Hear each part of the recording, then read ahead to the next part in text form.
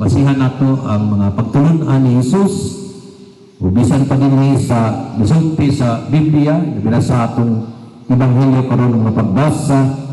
Nagapainungdong kini kanato sa usa ka pulong nga isod pero posible.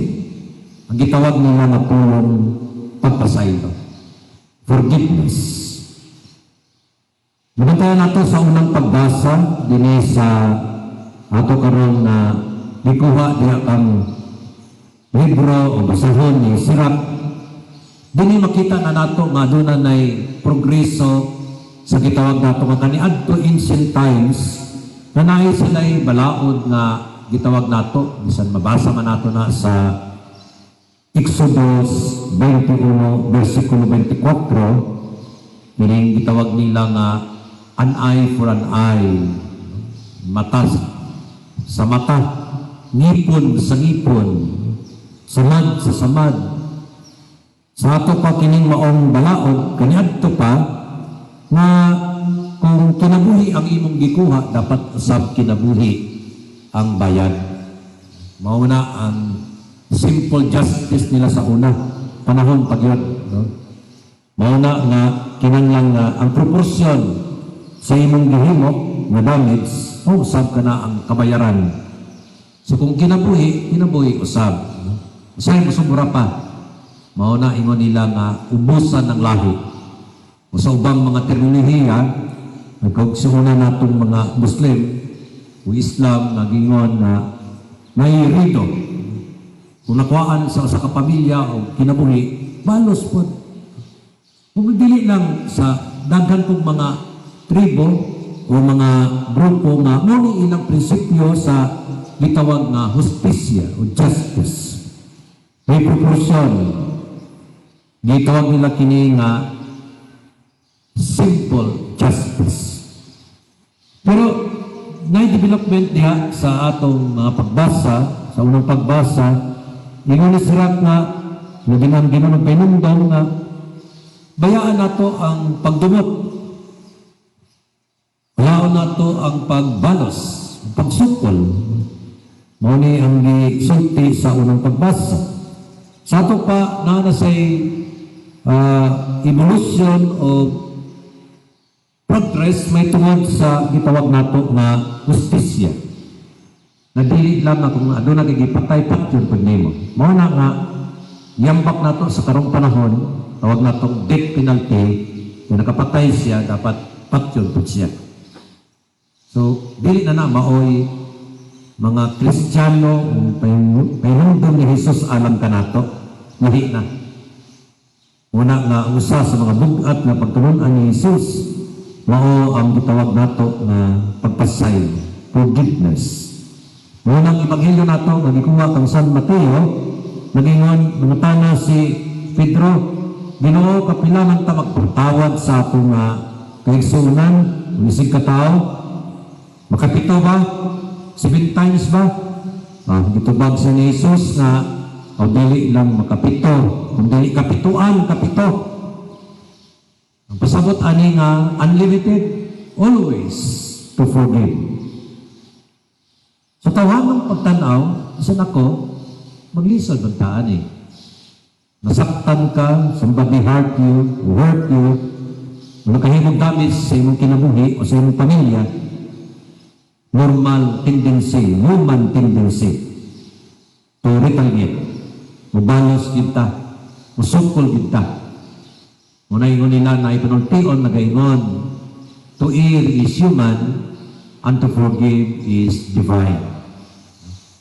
Ang pagkasuko, tawhano na, normal na, masuko ta. Bisan si Jesus, napuhigayon siya kinabuhi, nasuko siya nga, gihimo ang templo na tindahan, di ba? Di panglabay niya mga lamisa, di pagawas mga tao. Kaya nga nung gihimo mga dili maayo ang balay nga puloy-anan sa iyang amahan. Napoy gayon siya nga mo alsa po ng iyang dugo. No? Napoy gitawag nila nga righteous anger, sa English pa. Nami kasuko nga necessary. Parents na to. Sa'yo masuko na tungod ba lumunon ta?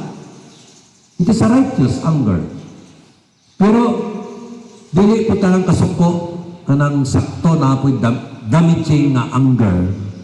Mao na kuan sila, violente kayo.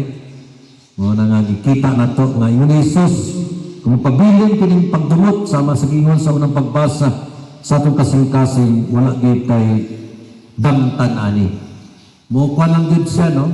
It become worse. Eh, siyempre kung saktan ka, balas po ka para masaktan po siya. Wala mo na never-ending cycle. Violence. No? Mauna nga, ingon ni Jesus, no? Mayroon kong ipaabot na ito nga ang pagpatawad. Pagpasay, no? Mauna isa ka, sabi nga yung istudya niya nga, doon na yung sakari, napatawad sa usa sa iyang nakautang na sulubuan, dili lang siguro parta ang iyang giutang, kundi kabubuton, o kung saba, patawad ang hari. Siguro gipakita po niya sa iyang mga ubang sulubuan na mao ni inyong buhaton, limuon. Kanya karon nakit-an na dunay katong sulubuan nga gipatawad sa hari. Sa iyang kaubang sulubuan nga nakautang og gamay ra, wala niya gipatawad. Giingnan siya ni Jesus na mo sambingay, ipapreso na siya. Kasabot ani dinhi nakita nato nga kita po ipatawad ta. Naapod tayo kaisog, naapod tayo willing punta nga magpasayno, maghatag og kaluoy, ug dili pagtanong ug pagbuot, sakit buot diha sa atong mga kaigsuonan. Humanly speaking, it is very difficult. Muna nga ang pagpatawad sa kagrasya gikan sa Dios. Ato gid sa pangayoon niya sa Ginoo. Kay dili man nila kaya nato kung kita ra, no? Kinanglan nato ni na magampo pod, maka-connect kita, maka-angkla kita diya sa Diyos nung papasaylo nga nabati nato gikan sa Dios. Mao na nga kung kita pod na kaagi, kasinati nga Ginoo, nagmahal nato, magpatawad nato, nagkaluoy nato, kita usab gihagit sa Dios na magpatawad ug dili magtanong o pagdumot diha sa atong isip kanon. Sa ato pa ang Ginoo, He answer all the revenge and retaliation not by other violence but also Jesus, our God, answer all this through forgiveness and compassion and mercy. Ang pamaagi sa Ginoo dili violente. Ang iyang pamaagi usa ka pamaagi sa pagpatawad, pamaagi sa pagkaluoy, pamaagi sa pagdawat alang kanatong tanan. Pusang naigsoon atong iyampo ang atong kaugalingon mismo na may mga tao nga nakasakit nato, napunta nga grasyahan kita sa Dios. Na makahimo kita, makakaya kita, na usab makadawat, o makapasaylo, o makahatag o kaluoy sa atong mga kaigsuonan. Alay manindog, atong ipanayag ang atong pagtuo. Magduman ang tanan.